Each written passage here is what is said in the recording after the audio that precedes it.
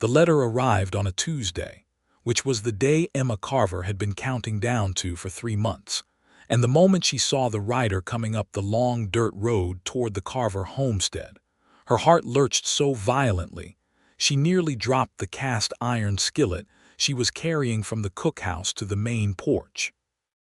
It was the summer of 1882, and the Kansas plains stretched out in every direction like a golden ocean frozen mid-wave, the tall grass bending and swaying in the hot afternoon wind that never quite cooled anything, but at least reminded a person that air could move, that the world had not simply stopped turning under the relentless pressure of the August sun.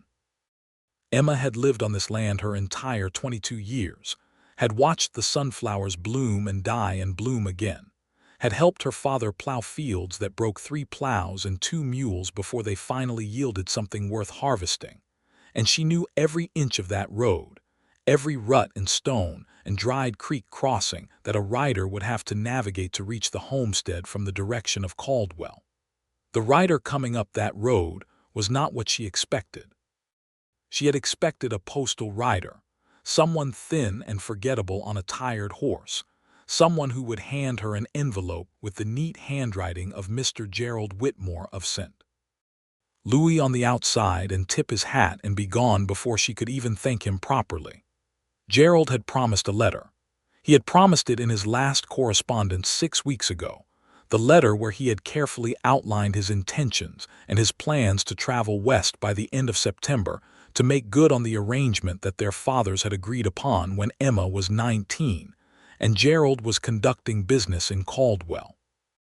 The arrangement had never sat entirely right with Emma, but arrangements rarely did when they were made by fathers who loved their daughters in the practical way of men who understood that the frontier was no place for a woman alone, which meant a woman needed a husband, which meant a husband needed to be found. But the rider coming up the road was not thin and forgettable. He was broad across the shoulders, sitting a tall bay horse the color of dark honey, and even from a distance Emma could see that his hat was pushed back on his head in the way of a man who had been riding into the sun all morning and had given up pretending the brim offered adequate shade. He rode easy in the saddle, which told her he had been on horseback long enough that it was no longer a thing he thought about. It had simply become the way his body moved through the world. There was a saddlebag across the back of his horse that looked well-traveled and worn at the corners, and he was scanning the property with the careful attention of someone who had been to enough strange places to know that arriving announced was always safer than arriving by surprise. Emma set the skillet down on the porch railing and wiped her hands on her apron. Her younger sister, Ruth, appeared in the doorway behind her, 16 years old and constitutionally incapable of minding her own business, which Emma had decided long ago was simply Ruth's most defining characteristic, and not something that was going to change no matter how many times Emma asked her to exercise restraint. "Is that him?" Ruth asked, pressing close enough that Emma could feel the heat radiating off her arm. "Is that the postal rider with Gerald's letter?" "I do not know who that is," Emma said honestly, shading her eyes with her hand. "He does not look like a postal rider," Ruth observed, with the authority of someone who had never actually seen a postal rider up close but had formed very strong opinions about what they ought to look like. "No," Emma agreed. "He does not." Their father, James Carver, came around the side of the house from the direction of the barn, having apparently heard the approach of the horse from wherever he had been working on the fence line that had been giving him trouble since spring. James was 54 years old, weathered to the consistency of the dried leather on his good boots, and he squinted at the approaching rider with the practiced suspicion of a man who had homesteaded in Kansas long enough to know that strangers on your property could mean any number of things, and only some of them were good. The rider pulled up at the fence post that marked the edge of the yard proper, and swung down from the saddle with an ease that came from practice rather than youth, though he did not look old. He was somewhere in the middle of his 20s, Emma guessed, maybe 26 or 27, with a jaw that had not seen a razor in several days and dark eyes that caught the sunlight in a way that was, she thought, entirely unnecessary for a person who was only here to deliver a letter. He looped his reins over the fence post and reached into his saddlebag, and Emma's breath caught. "Morning," he said, looking up and finding all three of them watching him from the porch with varying degrees of suspicion and curiosity. His voice was low and unhurried, the voice of someone who was not accustomed to rushing words. "I am looking for the Carver homestead. I was told in town this was the place." "It is," James said, stepping forward. "James Carver, these are my daughters." The man nodded. He had something in his hand now, and Emma saw that it was indeed an envelope, and something about the sight of it made her stomach tighten in a way she could not entirely explain. "Name is Micah Slater," he said. "I have been riding from St. Louis, working my way west. I ran into a gentleman there named Gerald Whitmore, who learned I was heading in this direction. He asked me to carry a letter for him to a Miss Emma Carver. Said he would have sent it by post, but the postal service had already failed to deliver his last 2 letters, and he wanted to be certain this one arrived." He held out the envelope toward Emma, and Emma descended the 2 porch steps and crossed the yard to take it from him, aware as she did so that this was a strange and slightly surreal moment, receiving what was effectively her future in an envelope from a complete stranger who had ridden it across a significant portion of the American interior. "Thank you," she said, taking it. Up close, his eyes were darker than she had thought, more brown than black, and there was something in them that was watchful and a little tired, the look of a man who had been on the road for a long time and had seen enough of the world to have formed opinions he was not necessarily in a hurry to share. "You are welcome, Miss Carver," he said, and he said her name carefully, the way a person says a name they have been repeating to themselves so they do not forget it before they can deliver it. Emma's father, who had no concept of allowing an opportunity for hospitality to go unexploited, said immediately, "You have ridden a long way. Come in and have some water at least. Ruth, go get the man some water." Ruth disappeared inside with a speed that suggested she was going to stand very close to the window while she was in there.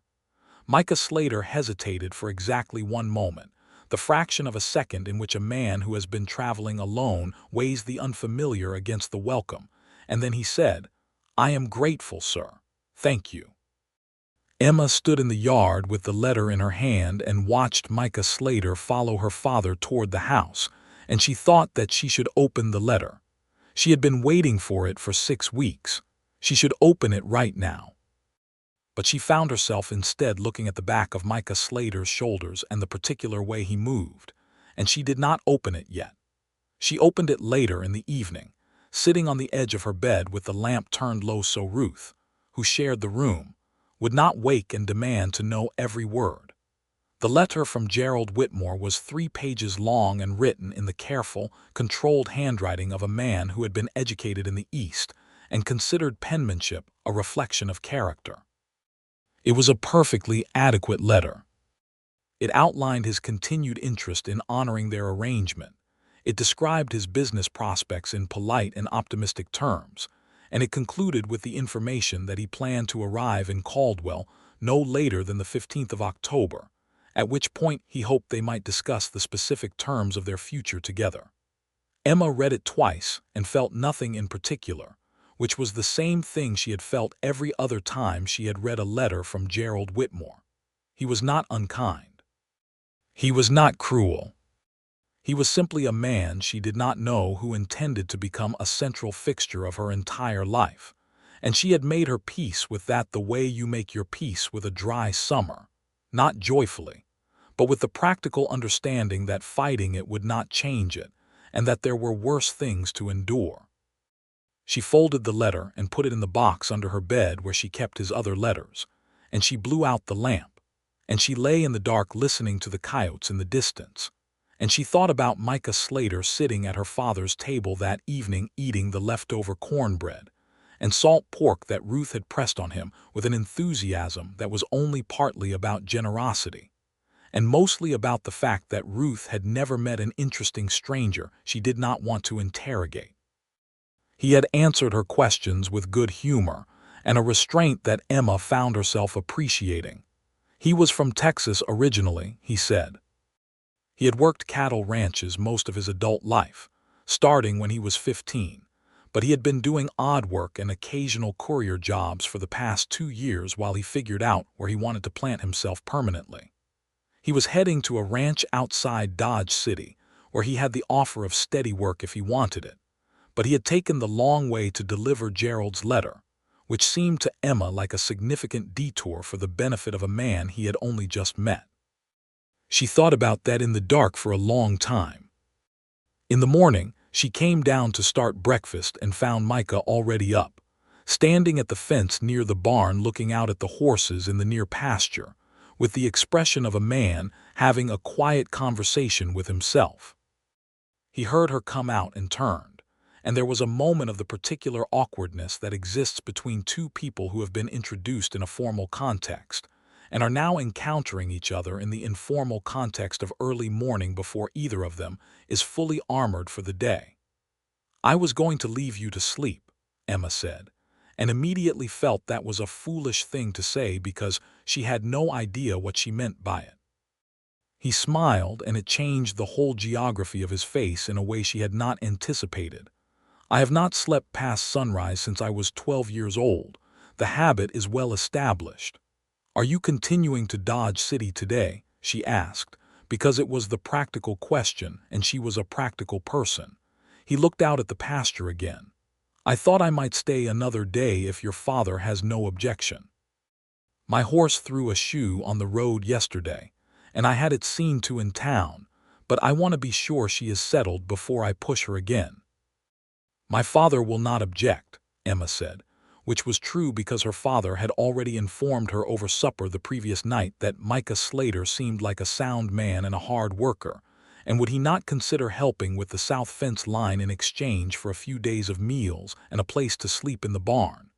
She had not repeated this part of the conversation yet because she had not decided what she thought about it. She decided then. "He may in fact offer you work," she said. "We have a fence that has been losing a battle with the landscape for several months."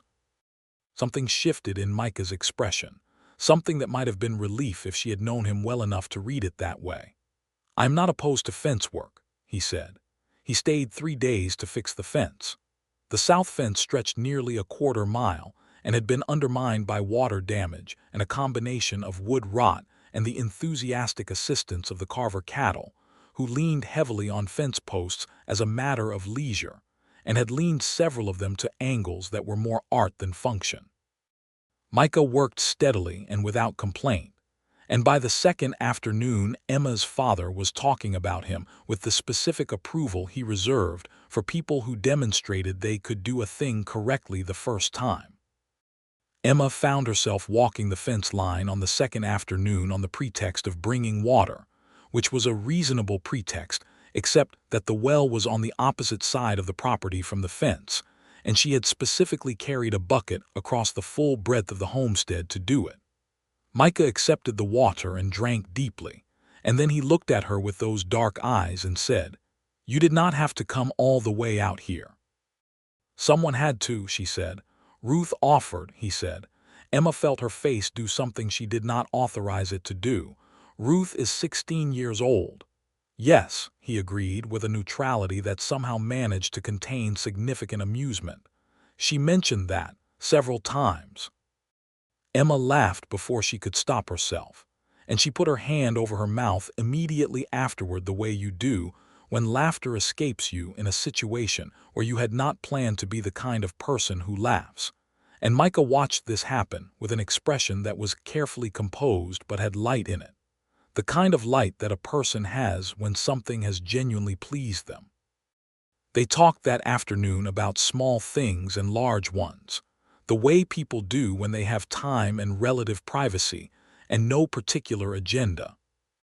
He told her about Texas, about the specific quality of the light there in winter, about the ranches he had worked and the land he had ridden across, about a cattle drive he had made up through Oklahoma territory when he was 19 that had gone sideways in a thunderstorm, and left 300 head of cattle scattered across 20 miles of prairie and 6 cowboys, with the humbling task of locating them.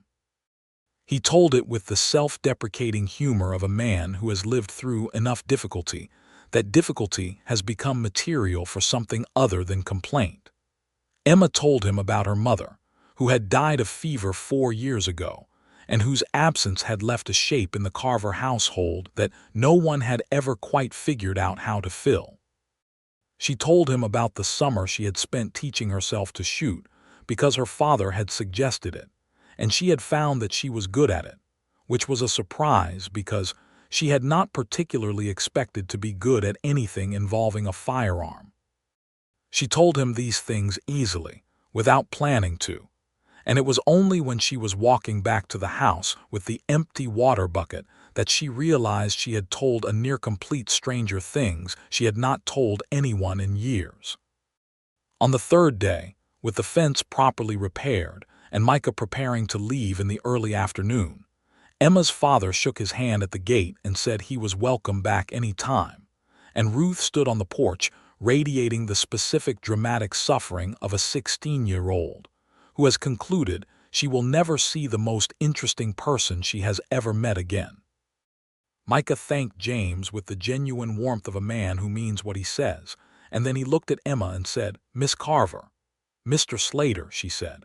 There was a pause that was exactly 1 second too long, the kind of pause that lives in the space between what is being said and what is being thought.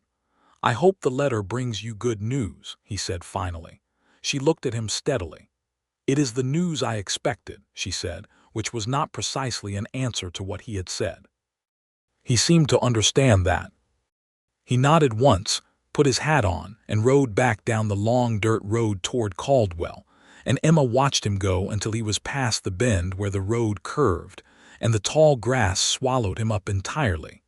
She told herself she was watching to see him off politely. She told herself that twice, which was one more time than she would have needed to if it were actually true. September came with its particular gold light and the smell of cut wheat on the air, and Emma worked alongside her father and the 2 hired hands they took on for the harvest, and she did not think about Micah Slater.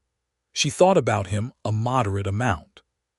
She thought about him at reasonable intervals and in a reasonable way, the way you think about an interesting book you have finished and set on the shelf, aware that it was a good book, not planning to reread it. She wrote to Gerald, a dutiful letter about the harvest and the weather and the state of the homestead, the kind of letter that demonstrated she was a capable and industrious person who would make a capable and industrious wife, because she knew that was what he needed to know. She sealed it and sent it with the postal rider who came through every 2 weeks, and she felt the same mild blankness she always felt when she had fulfilled an obligation.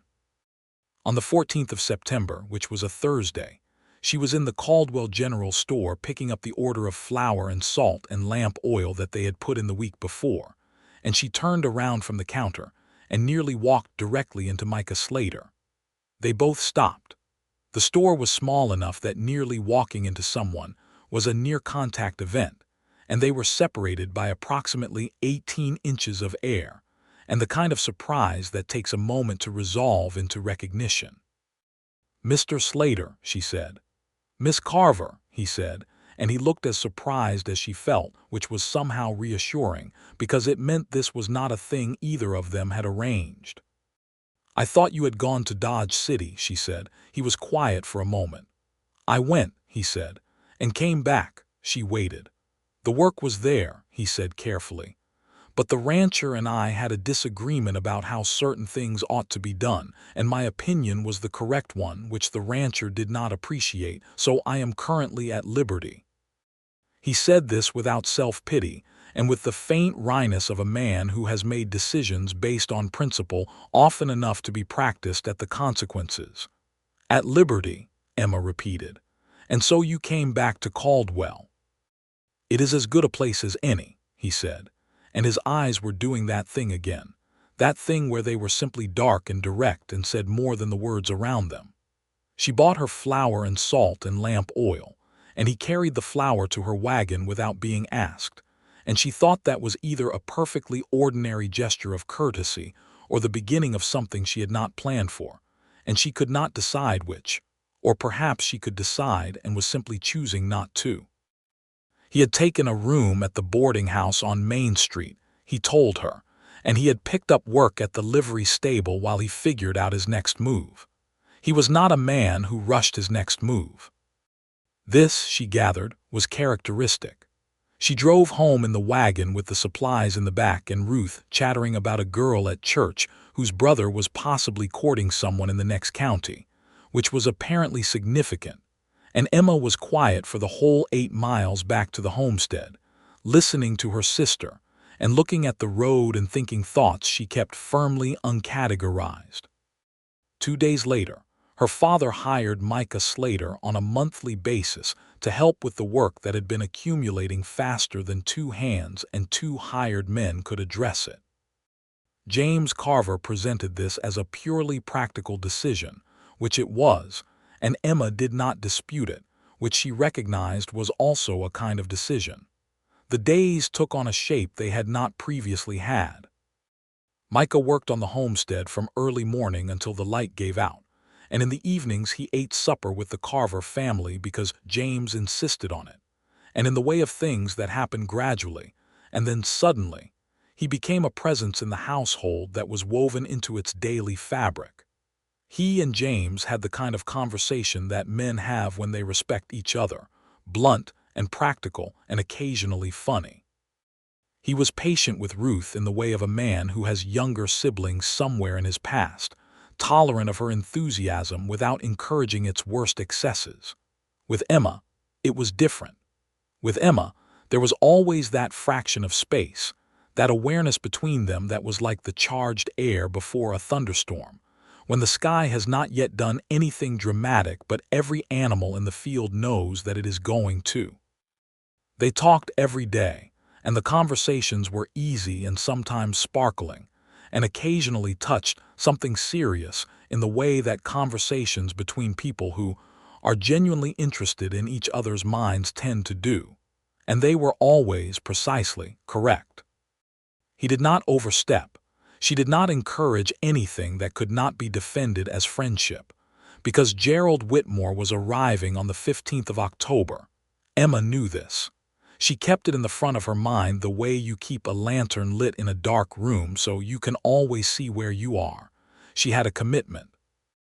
It had been made in good faith by her father and by herself, 3 years ago when she was 19, and the future had looked like a long, uncertain road, and Gerald Whitmore had looked like a reasonable destination. She was not a woman who broke faith easily. She was not a woman who made a decision one way and then let it drift sideways because something more interesting appeared on the horizon.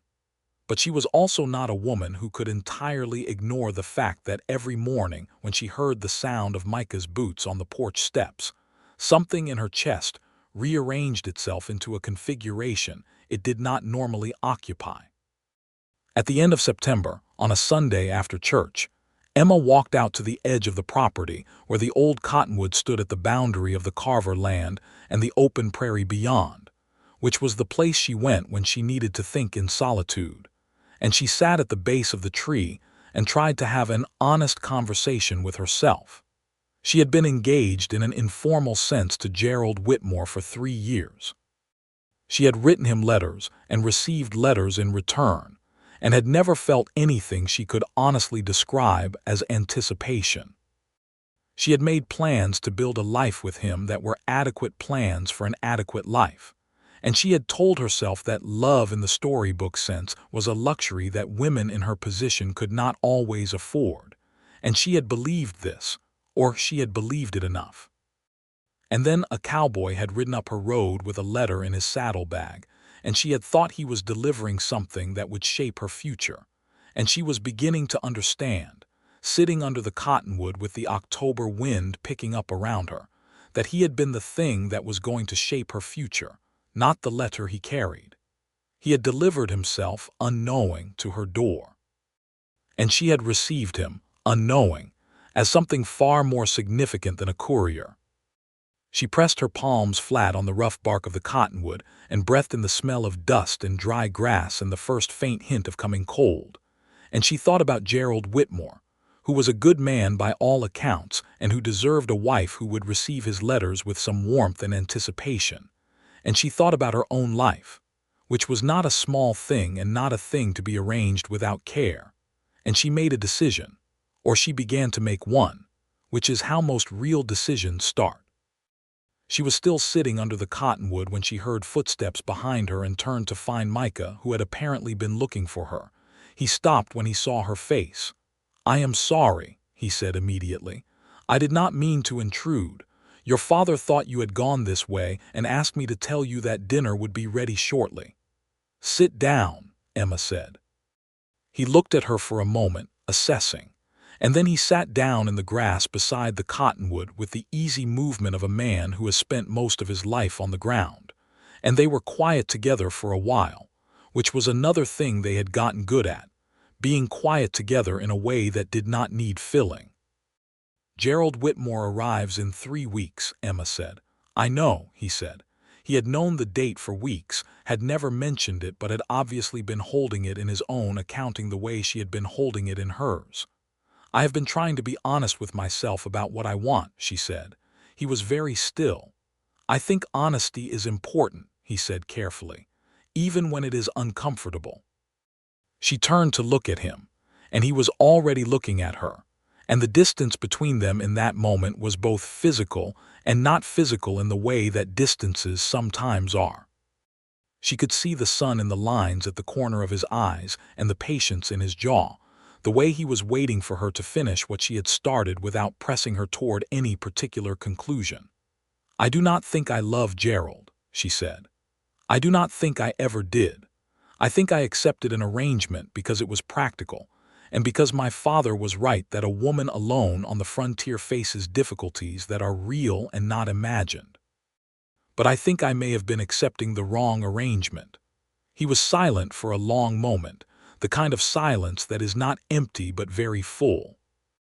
"Emma," he said, and it was the first time he had used her given name without the miss in front of it, and she felt it like a change in weather, sudden and unmistakable. "I have not said anything because you are not mine to say things to, and I had no right. But I have been in love with you since you walked across your yard to give me a letter that changed everything about where I thought I was going with my life." She looked at him. "You have been in love with me," she said, wanting to hear the shape of it again. "Since the first afternoon," he said. "When you came out to the fence line with the water bucket, and you laughed, and then looked horrified that you had laughed, and I thought that was the most honest and lovely thing I had ever seen a person do." Emma felt something break open in her chest in the way that something only breaks open when it has been held shut by tension for a long time, and the release of it was almost painful and then was not painful at all. "I need to write to Gerald," she said. "I need to write to him honestly and immediately because he deserves that. He deserves not to make a long trip under false pretenses." "Yes," Micah said, "he does." "I need to talk to my father," she said, "because he made this arrangement in good faith and he deserves honesty too." "Yes," Micah said again, "and I need to be certain," she said, looking at him directly, "that you are not a man who arrives somewhere charming and then leaves when it becomes difficult. Because I have watched you for 6 weeks and you seem like a man with integrity, but seeming and being are not always the same thing." He held her gaze without flinching. "I am not going anywhere," he said. "I have been looking for a place to plant myself since I was 15 years old, and I have never felt it until now. I am asking you to let me prove that, however long that takes." Emma nodded slowly. "All right," she said. "Then we will begin there." That evening she wrote to Gerald Whitmore. It was the hardest letter she had ever written, not because she was lying, but because she was telling the truth about something she should perhaps have been honest about sooner, and honesty that comes late carries its own weight of regret. She told him that she had come to understand that she could not honor their arrangement because she did not have the feelings for him that a wife ought to have for her husband, and that it was not fair to him to pretend otherwise. She told him that he was a good man who deserved a woman who was genuinely glad to receive his letters, and that she was not that woman. She sealed the letter and sent it the next morning. Her father was harder. James Carver listened to her at the kitchen table with the particular attention of a man who does not interrupt when something important is being said, and when she had finished he was quiet for a full minute, which was a very long minute. "You are certain," he said. "About ending things with Gerald?" "Yes," Emma said, "and you are certain about Micah Slater?"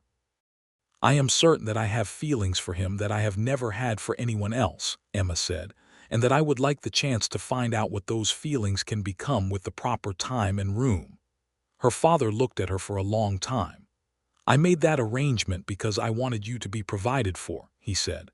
"Not because I needed to choose your heart for you. Your heart is your own business, Emma. It always has been. I should have said that sooner." She reached across the table and put her hand over his, and he turned his hand over and gripped hers with the roughness of work-worn fingers, and that was how it was settled between them. The next morning, James Carver had a conversation with Micah Slater that neither of them reported to Emma in full detail, but which she gathered from the general atmosphere of subsequent events had gone approximately as well as such conversations can go between a father and the man who intends to court his daughter. James asked him his intentions and his prospects and his character, and Micah answered all three with the directness of a man who has nothing to hide, and the patience of one who understands that fathers are entitled to their questions. Whatever James heard, it satisfied him, because he appeared at lunch in a better mood than he had been in since the fence was fixed, and that evening he invited Micah to stay on through the winter, and Micah accepted. The courtship was conducted with the propriety of the time and place, which meant they were never entirely alone without some knowledge of the family about where they were, and approximately how long they intended to be there, and that any touching was of the restrained and accidental variety that could be attributed to proximity and farm work rather than intention. But within those boundaries, which Emma found she did not resent because they gave her courtship a shape she respected, they built something real and daily and good. They rode the property lines together in the late afternoon, which was a task that needed doing and also provided excellent conditions for the kind of long, uninterrupted conversation that reveals a person's actual self rather than their social self. She learned that he had a brother in Texas named Daniel who was 7 years younger and working on a small ranch outside San Antonio, and that Micah sent him money when he could, and worried about him in the particular helpless way of older siblings whose younger ones are stubborn.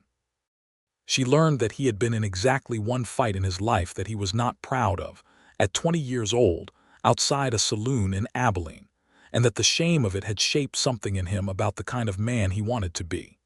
She learned that he loved open water, which was a strange thing to love in the middle of the Kansas plains, but he had seen the ocean once, passing through Galveston on his way to a cattle drive, and he had never entirely gotten over it. He learned things about her, too. He learned that she had been reading since she was 4 years old, and had read every book within a reasonable distance of the homestead by the time she was 12, and that the thing she missed most about the life they could have had somewhere more populated was the access to more books. He learned that she was a better shot than her modesty allowed her to advertise, which he discovered because her father mentioned it, and which she then had to demonstrate with the rifle against a row of fence posts, and which he received with the uncomplicated admiration of a man who finds competence genuinely attractive.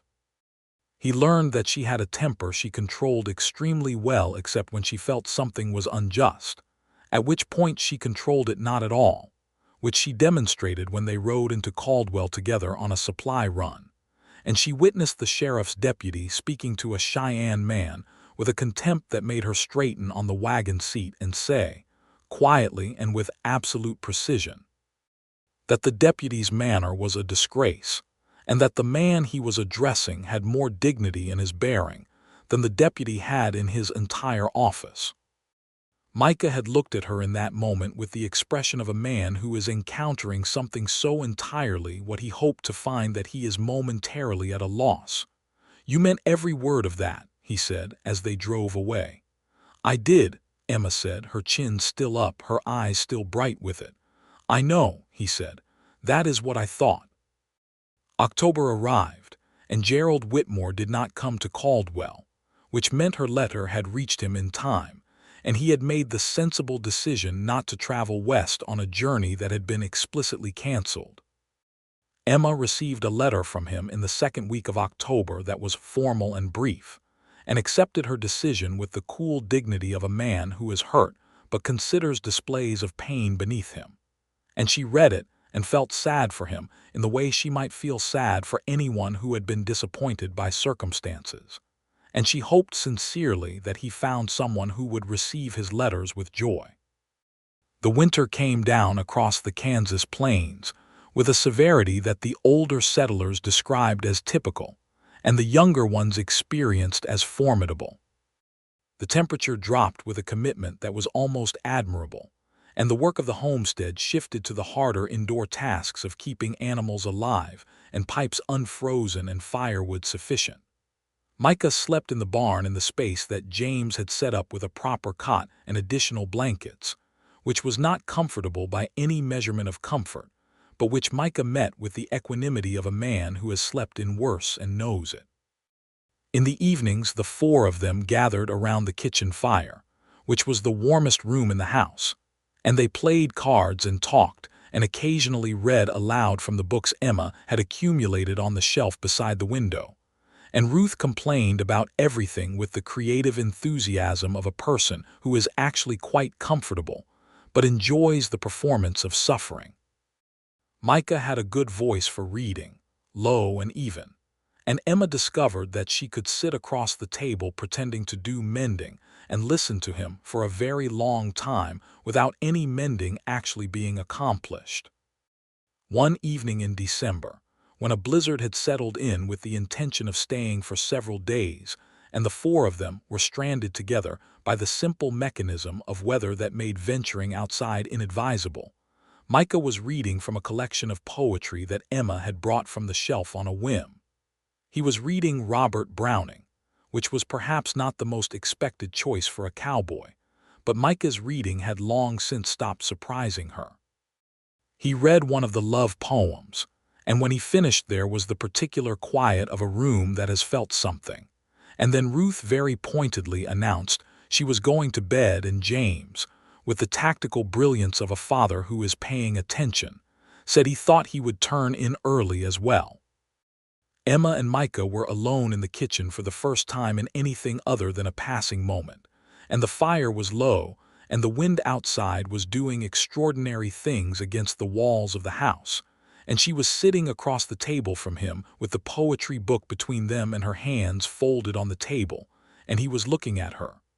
"Browning," she said. He understood something, Micah said, about how a person can feel something so large they can barely contain it and still not know how to say it. Emma looked at him for a long moment. "How large is the thing you are having difficulty saying?" she asked. He stood up from his chair and came around the table, and he stood beside her, and she stood up too because sitting while he stood felt suddenly wrong, and they were very close together in the warm kitchen with the poetry book on the table and the winter locked out beyond the walls. "Emma," he said, and the way he said her name made the whole room feel smaller and more significant. "I have been trying to give you time. I have been trying to be patient and correct and not push anything before it was ready. But I think I am in love with you in a way that is permanent and complete, and I would like to know if you will let me try to make a life with you, here or anywhere else you want to be, if you will have me." She looked up at him, and he was looking at her with those dark eyes that never lied, and she thought about the day he had ridden up the road with a letter in his saddlebag, and she had thought he was delivering something that would determine her future, and she felt the profound rightness of understanding that she had been correct about that, just not in the way she had expected. "Yes," she said. "I will have you. I think I decided that under the cottonwood tree, and everything since then has been confirming it." He took her hands in both of his, and his hands were rough from the winter work and warm from the fire, and she was intensely aware of every point of contact, and he said, I want to do this properly. I want to speak to your father and ask formally." "My father has been expecting you to do that since October," Emma said, with the dry precision of someone who has been watching her father's pointed patience for 2 months. He laughed, and it was a full and real laugh that turned the whole kitchen golden. He spoke to James the next morning, when the blizzard had settled to a steady snowfall, and James was drinking his coffee at the kitchen table with the resignation of a man who has lived through enough Kansas winters to have made his peace with them. Emma stayed in the room because she was an adult woman, and it was her life being discussed, and she had decided that waiting in another room while men arranged things was not how she intended to proceed. James listened to Micah's question, which was formal and serious and complete, and then he looked at Emma for confirmation of what he already knew, and Emma said, "Yes, Papa." James put down his coffee cup. He looked at Micah for a long moment, the measuring look of a man who is about to entrust something irreplaceable to another person, and wants to be sure the weight of that is understood. "You will take care of her," he said. It was not a question. "Every day of my life," Micah said. "She is not easy," James said, with the fond bluntness of a man who has raised a spirited daughter for 22 years and considered this information useful for all parties to have. "I know it," Micah said, with a calm that suggested he found this entirely acceptable. "Good," said James. He picked up his coffee cup. "Then I expect you know what you are getting into." They were married in the spring. The wedding was small by any standard, which was standard for a homestead wedding in Kansas in 1883, conducted on a fine April morning by the minister from the Caldwell Church, who rode out to the property with his Bible and his best coat, and an expression of benevolent satisfaction, because he had been presiding over christenings and funerals, and a discouraging number of the latter for 15 years, and a wedding was a genuine pleasure. Ruth was Emma's attendant and cried through the entire ceremony, which she later attributed to allergies despite the absence of any particular allergen, and despite the fact that she was also smiling radiantly the entire time. James Carver stood beside his daughter before the ceremony and told her she looked like her mother, which was the finest compliment he knew how to give, and Emma held herself together admirably until he said it, and then held herself together somewhat less admirably. And then Micah was there, having appeared at her side with the quiet steadiness she had come to recognize as his fundamental quality, and he offered her his arm and she took it.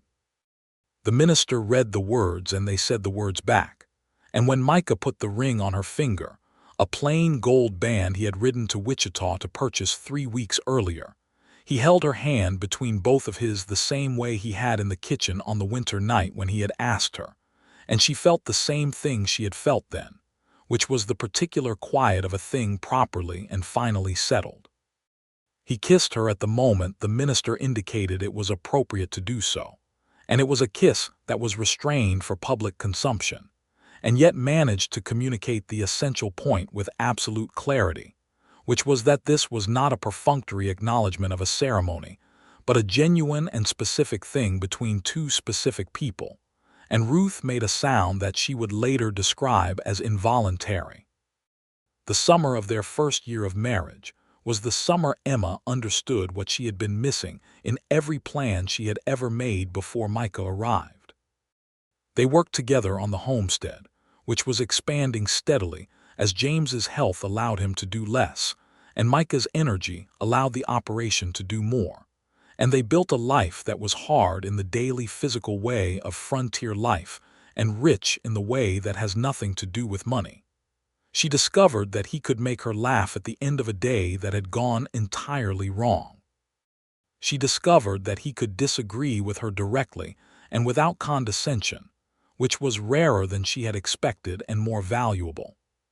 She discovered that in the evening when they were finally alone and the work was set down, and the darkness outside was complete and full of its small sounds, he could make the whole world feel like it had contracted to the size of a lit room with 2 people in it. And that was not a small thing. It was in fact the largest thing she knew. She discovered that she was going to have a baby in September of their first year, which she established on a morning when the evidence was clear enough to present to Micah with a directness that was entirely her own. He had been mending a bridle on the porch steps when she came out and sat beside him and said, "I believe we are going to have a child sometime in April or May." He put the bridle down very carefully, with the deliberateness of a man whose hands have gone somewhat untrustworthy. He turned to look at her, and she saw something in his face she had not seen before, something raw and large and entirely unguarded. "Emma," he said. "I know," she said and smiled. He put his arms around her there on the porch steps, in the full September sun with the plains spreading out in all directions, and she rested her face against his shoulder and felt his heart going fast and strong. And she thought that 3 years ago she had been waiting for a letter to tell her what her life was going to be. And instead a cowboy had ridden up her road, and her life had become something she could not have written in any letter. James was quietly delighted. He expressed this in the way of a man who does not lean toward effusive display, which meant he said very little, but spent the next week doing small repairs around the house without being asked, and occasionally appeared in doorways with an expression that could only be described as profound private satisfaction. Ruth was effusive on behalf of everyone, and made it her immediate business to speculate about names, which she did at length and with great enthusiasm and absolutely no self-consciousness. The winter of that year, Emma's second pregnancy winter, was spent in the farmhouse that Micah had been steadily improving since the summer, adding a second room that would eventually serve as the nursery, repointing the stone fireplace that had been slowly losing its mortar for years, fixing the roof on the lean-to kitchen that had dripped through the last 3 springs with increasing ambition. He worked on these things in the evenings and on Sunday afternoons when the Sunday work was done, and he worked on them with the quiet, focused energy of a man who is building something for a specific future he can see clearly. Emma watched him work sometimes, leaning in the doorway of whatever room he was improving, and she thought about the letter under her bed from Gerald Whitmore, the letter that had told her about his intended arrival on October 15th. The letter that Micah had carried in his saddlebag across the broad middle of America because a man in St. Louis had trusted him with it.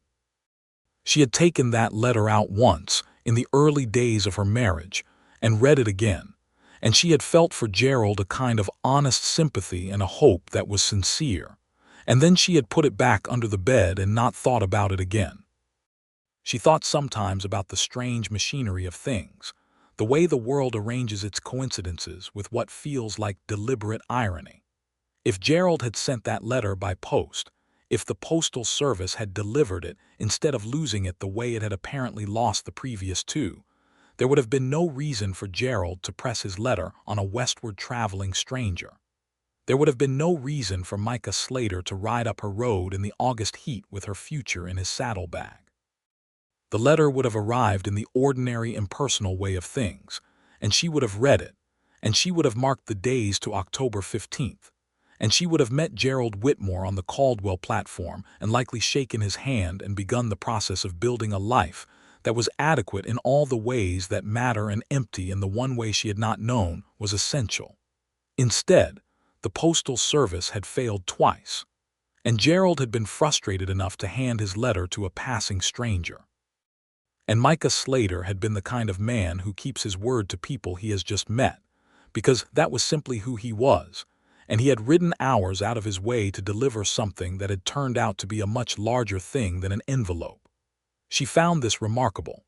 She found it something she could not entirely explain in any framework she had for understanding how life worked, and so she settled for being grateful, which was a simpler and more honest response.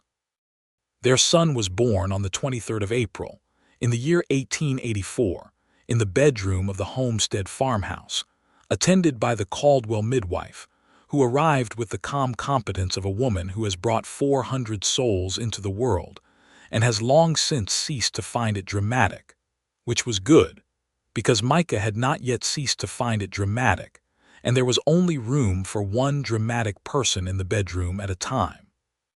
Emma named him James, for her father, with Micah's agreement and her father's tear-bright, fiercely controlled approval. James Slater was born loud and opinionated, which his grandmother would have recognized, had she lived to see it, as a family trait arriving by the maternal line with absolute fidelity to precedent. Micah held him on the first evening, sitting by the window in the last of the April light, and Emma watched from the bed where she was propped on pillows and too tired to do anything but watch, and she saw Micah's face in that moment, and it was a face she had never seen on any person before, the face of a man encountering something so enormous and irreducible that all his usual defenses and composures have simply stood aside. "He is very small," Micah said, with wonder. "He will not stay that way," Emma said. "No," Micah agreed, as though this realization was both obvious and profound. "He will not." James Carver, the grandfather, was 60 years old by the time his grandson arrived, and the arrival seemed to restore to him something that the years had been quietly removing. He spent the evenings with the baby in his arms when Emma allowed it, which she did liberally because watching her father hold her son was one of the finest things she had seen, and she was not going to restrict it out of any principle of independence. He taught Micah things about the property that he had not thought to teach him before, the specific drainage patterns of the South Field, the way the creek ran in flood years, and what it meant for the lower pasture, the particular history of the land that only a man who has worked it for 30 years can carry. It was the teaching of a man who is making sure the knowledge does not leave when he does, which Emma understood and did not say she understood. Ruth married in the spring of 1885, a man named Thomas Vance who had come to Caldwell from Missouri to work at the new grain elevator, and had encountered Ruth in the way people encounter natural forces, suddenly and with very little warning. He was a good man, steady and warm and appropriately amused by Ruth's comprehensive opinions about the world, which Emma felt was a correct response and predicted well for the marriage. Ruth moved into town when they married, which left the homestead quieter and James's evening chair slightly more prominent in the room, and Emma and Micah settled into the rhythm of the homestead, with young James taking his first staggering steps across the kitchen floor, and pulling himself up on the furniture with the gravity of a person who has decided that vertical is the correct orientation and will accept no argument. In the late summer of that year, Emma was sitting on the porch in the early evening watching Micah and her father walk the fence line together, the way they had taken to doing in the cool of the day, and she thought about the road running past their property, the same long dirt road Micah had ridden up 3 years ago on the tall bay horse. The road looked the same as it always had. The grass bent the same way in the wind. The sky had the same quality of evening light that it had always had over this particular piece of land.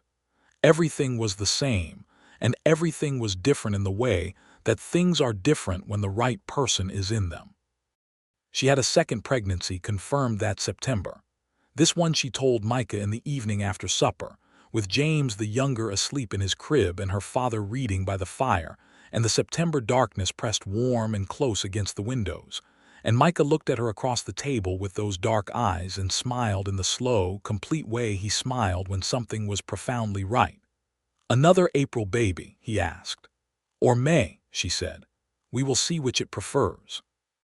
He reached across the table and covered her hand with his, which was the same gesture he had made in the kitchen on the blizzard night 3 years ago when he asked her to be his, and the repetition was not habit but something deliberate, the kind of return to a gesture that has meaning, and she felt it precisely as he intended. The second child arrived in March, earlier than expected, which the midwife said was a sign of impatience, and which Emma said was, in that case, probably inherited. She was a girl, born on a cold, gray morning that turned golden by afternoon, and they named her Caroline, for Micah's mother, who had died when he was young, and whom he had spoken of only a few times, always with the particular tenderness of a remembered thing that has not been allowed to fade. James, the grandfather, met Caroline on the second day of her life, and held her with the practiced ease of a man who had held his own babies decades ago and whose hands had not forgotten the right way to do it. And something in his face was very peaceful in a way Emma watched and understood. James Carver died in November of 1886, quietly, in the way of a man whose body has simply decided its work is finished and declines to make a drama of the conclusion. He was in his own bed in his own house, which was what he had wanted, and the last coherent thing he said was to Micah, who was sitting with him that last evening, and he said, "You are a good man, Micah Slater, and I am glad Emma had the sense to know it." Micah held his hand until he was gone, and then he came to find Emma, and she knew when she saw his face, and they stood in the hallway of the house her father had built, and she cried into Micah's shoulder while young James, who was 2 years old and did not understand what was happening, but understood that something significant was, sat on the floor beside their feet and held onto his father's boot.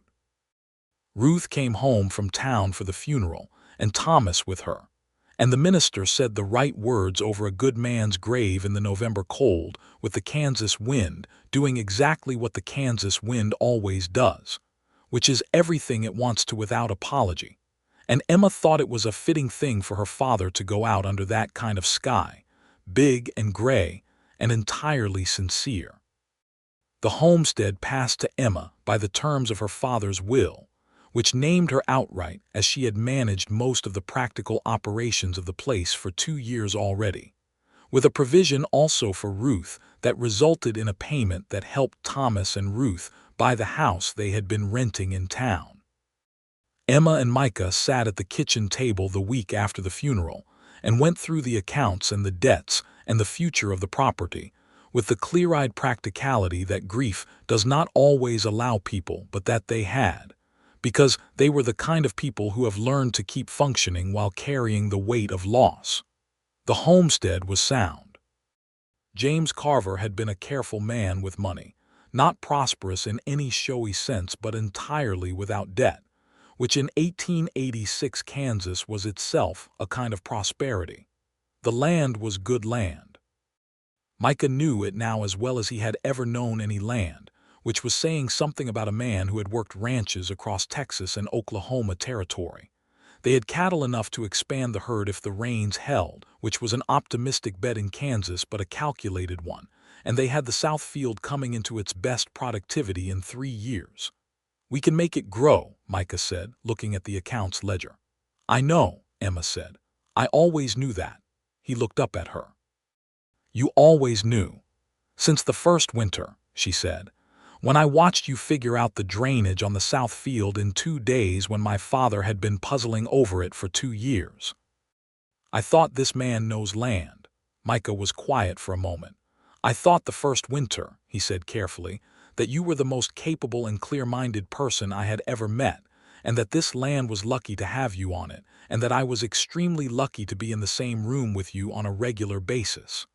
Emma looked at him with the direct look she had never bothered to soften. "You are not simply a courier from St. Louis anymore," she said. "No," he agreed.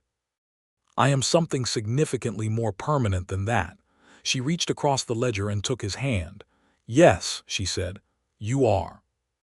The years that followed were the years of building, which is the only accurate word for what it is to take a piece of land and a life and make them into something that has the weight of permanence. They expanded the cattle herd in the good years and managed it carefully in the dry ones, which alternated in the way of the plains without particular consideration for anyone's convenience. Micah brought in 2 hands on a permanent basis, brothers named Albert and George Tanner, who had come through Caldwell looking for steady work, and who turned out to be exactly what the name implied, steady, in the way of men who have found their right work and are content to do it well. Young James grew into the homestead the way children grow into the places they are born, easily and completely, absorbing its rhythms and its requirements, until they were simply the background texture of his understanding of the world. He was interested in horses with the single-minded devotion that Micah recognized as a genuine aptitude, and encouraged with the patience of a man who knows that aptitude needs room to develop rather than pressure to perform. By the time James was 6, he could ride the near pasture unassisted, and had opinions about the temperament of every horse on the property that were, on balance, correct. Caroline was 2 years younger and constitutionally different, interested less in horses and more in the natural world in its entirety, following the creek in high season to find where the water went, bringing specimens of rocks and insects and plant life to the kitchen table with the inquiring energy of a person to whom the world is an inexhaustible source of interesting questions. Emma, recognizing something of herself in this, began teaching her to read at 4 years old, and by 6 Caroline had read her way through everything on the homestead shelf, and was working through the books that Emma ordered from the bookseller in Wichita, with the regularity and enthusiasm that some women apply to ordering dress fabric. In the spring of 1889, Emma discovered she was expecting a 3rd child, which arrived in November of that year as another boy, sturdy and loud, whom they named William after Micah's father.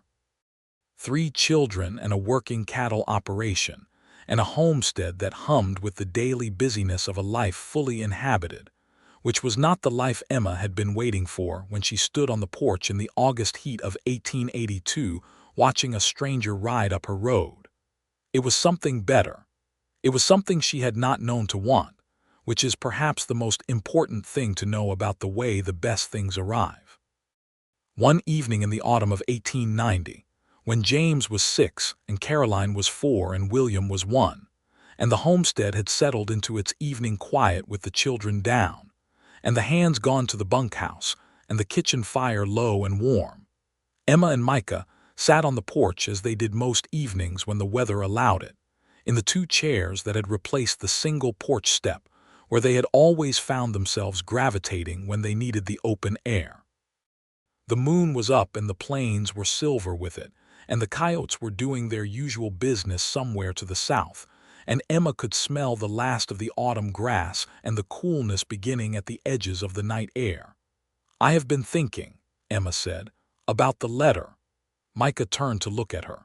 He knew which letter she meant without any clarification. "I was thinking today," Emma continued, "about what would have happened if Gerald had used the postal service a 3rd time instead of handing his letter to a stranger, whether the postal service would have finally gotten it right." She smiled. "And whether any of this would exist." Micah was quiet for a moment. "I think about that too," he said, "more than you might imagine." "Do you?" She looked at him in the moonlight. "I think about the specific weight of it," he said, "that a man's frustration with the postal service changed the entire direction of my life, that I almost did not take it. He pressed it on me in a boarding house in St. Louis, and I was tired and I had a day's ride still ahead of me, and the detour through Caldwell would add another day to a trip I was already behind on, and for one moment I almost said no." Emma felt something cool move through her. "But you did not." "I did not," Micah said, because he was clearly worried about it reaching her, and I had given my word before I had time to think about the detour, and I thought, what is a letter? It weighs nothing.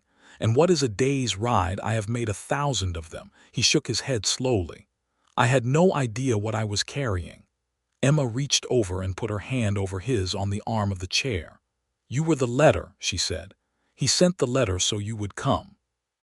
Micah looked at her, and in the silver light his face had the quality it sometimes had in the evenings when they were quiet together, open and entirely unguarded in a way he was only with her.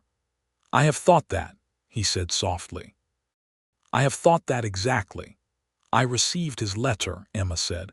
"I read it and felt nothing the way I always did with his letters, and then I put it away. And the thing that stayed was you." She pressed her fingers into his hand. "You were what arrived. You were what was delivered." They sat in the quiet for a long time after that, the way they had gotten very good at sitting together in the quiet, which is one of the skills of a long and genuine love, the ability to be together without requiring sound to fill the space. The fall deepened into the particular clarity of October, and Emma went about the daily work of the homestead with the contentment of a person who has ended up exactly where they are supposed to be, which is a condition she had come to recognize and not take for granted. She took young James with her on the supply run to Caldwell on the Thursday before Halloween, letting him sit up on the wagon seat beside her and practice the art of handling the reins on the flat stretches, which he did with intense concentration and the occasional editorial from the horse, who had been hauling Carver wagons for 6 years and had opinions about the quality of guidance being offered. In Caldwell, she stopped at the general store for the usual supplies, and she saw on the notice board inside the door a posting for a new schoolteacher position in the county, and she stood there reading it for a long time before she continued to the counter. She mentioned it to Micah that evening, and he listened with the full attention he always gave her when she was working through something important. Ruth told me in her last letter that there is talk of a proper schoolhouse being built on the county road, Emma said. For the families scattered east of Caldwell. There are enough children out this way now, Micah said. Yes, Emma said. She hesitated, which she rarely did. I was thinking about Caroline. She is 4 years old, Micah said. She will not stay that way, Emma said, with the echo of what he had said 8 years ago about a different child, and Micah heard the echo and smiled. No, he said, she will not. I want her to have a proper education, Emma said.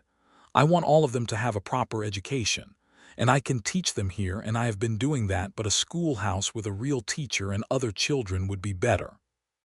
Yes, Micah agreed without hesitation, because this was the kind of thing they had never disagreed on, the things that pertained to the future of their children, which they approached with a unity that was the product of having the same values about the things that mattered. They put money toward the schoolhouse fund through the church, and the schoolhouse was built by the following spring, and Caroline attended from its first day with the eagerness of a person who has been told a thing is coming for 6 months and has been ready for it for 5.5 of them.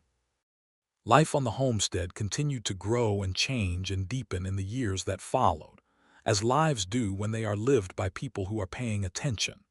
The cattle operation expanded to the point where they took on a third hand in addition to Albert and George Tanner. Micah went to Wichita once a year for the cattle sales and came home with the satisfied look of a man who has been in a negotiation and has come out of it correctly, and Emma reviewed the ledgers and confirmed that this was accurate. They added a second bedroom to the main house, and then a study that was ostensibly for the farm accounts, but which everyone in the family knew was primarily for Emma's books, because the collection had expanded significantly and needed a room of its own. James grew into a young man who was his grandfather's name and his father's temperament, and his mother's quiet watchfulness combined into something new, which is what children are, the specific combination of everything that came before them plus themselves. Caroline grew into a person who was going to do something with her life that none of them had names for yet, which was apparent from the way she looked at the world as if it were a problem she was working on. William grew into a small person of extraordinary energy and very definite opinions, which he expressed at volume, and who had inherited from somewhere in the family line a laugh that was completely disproportionate to his size, and that could be heard from the opposite end of the homestead.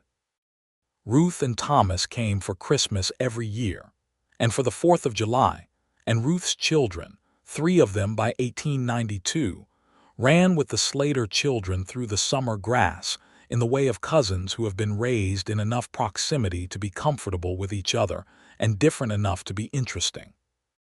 Ruth had grown into a woman who was calmer than the girl she had been, and who still made her opinions known about everything, but now did so with the precision of someone who has learned that she is more effective when she is not also raising her voice, which she had learned from her sister whether she knew it or not. Emma sat with Ruth on the porch at Christmas 1892, 10 years after the August afternoon when a stranger had ridden up the road, and they drank their coffee in the cold air and watched the children on the porch steps, and the men inside arguing cheerfully about something to do with cattle prices, and whether next year would be better or worse than this year, which was the argument men on the plains had every winter without ever arriving at a satisfying conclusion. "Do you ever think about Gerald Whitmore?" Ruth asked, with the directness that was her enduring characteristic and which Emma had long since decided to consider an asset. "Sometimes," Emma said. "I hope he is well." "I heard from Mary Hutchins, whose cousin is in St. Louis, that he married someone in 1884, Ruth said. "A woman named Patricia something, and that they have 4 children and he is doing very well in the textile business." Emma smiled. "Good," she said, and meant it sincerely. "That is genuinely good." "You sound like you actually mean that," Ruth said, slightly surprised. "I do mean it," Emma said. "He wanted a wife who would receive his letters with joy, and he found one." "That is exactly what should have happened." Ruth was quiet for a moment, looking at the men inside through the window, where Micah was laughing at something Thomas had said, his face open and entirely himself in the way it always was at home.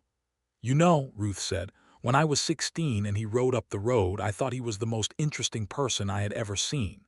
"I know," Emma said. "I was right," Ruth said. "He was just interesting in the wrong direction for me." Emma looked at her sister. "You were 16, she said. "Yes," Ruth said. "And he was entirely for you, which I understood eventually. After about a year." She drank her coffee. "You should have seen your face when he was reading Browning." Emma felt warmth move through her that had nothing to do with the coffee. "I thought I was being discreet," she said. "You were the opposite of discreet," Ruth said cheerfully. "You were the most transparent person I have ever seen, and you are generally not a transparent person, which made it even more obvious." She paused. "Papa saw it in October. He told me in November. He said, 'Your sister has made her decision. We are just waiting for everyone to catch up to it.'" Emma thought about her father, who had been a practical man who loved his daughters in the way of practical men, by making sure they had what they needed even when what they needed was not what he had arranged for them, and she felt the familiar shape of missing him that was always there and always would be. "He was right," Emma said, "as he usually was." They sat in the cold December air drinking their coffee, and inside Micah's laugh sounded again, warm and real, and Emma listened to it with the particular attention of a woman who has memorized a sound so thoroughly that she could pick it out of any room. The new year came in with the specific bluster of a Kansas January, and the homestead settled into its winter routine, and the children grew, and the cattle were tended, and the fence lines were walked, and the books were read in the evenings, and the accounts balanced at the kitchen table, and the days accumulated into the fabric of a life that was full and specific and entirely their own. On a morning in February of that year, Micah came in from the early barn work with the cold still on his coat, and Emma handed him the coffee she had ready, which was a routine so established that she often had it poured, and in her hand before she heard his boots on the porch steps, the anticipation of it having long ago become reflexive. He took it with both hands in the way he always did when the cold had gotten into his fingers, and stood at the kitchen fire and thawed out. And James came down the stairs with the automatic descent of a child who smells coffee and knows breakfast is near. And Caroline followed him, and William would appear when he appeared, which was generally after everyone else and generally at a run. Emma stood at the stove turning the cornbread, and listening to Micah tell James something about the condition of the mare who was expecting a foal in the spring, something that required technical explanation, and that James received with the specific quality of attention he reserved for horses. And she thought, as she sometimes did in moments that were ordinary enough to be extraordinary precisely because of their ordinariness, that this was the life that a letter had started. That a man frustrated with the postal service had handed something to a passing stranger, and the stranger had been the kind of man who would ride out of his way to honor a commitment to someone he barely knew, because that was simply the kind of man he was, and that kind of man had arrived at her door in the August heat, and had changed everything.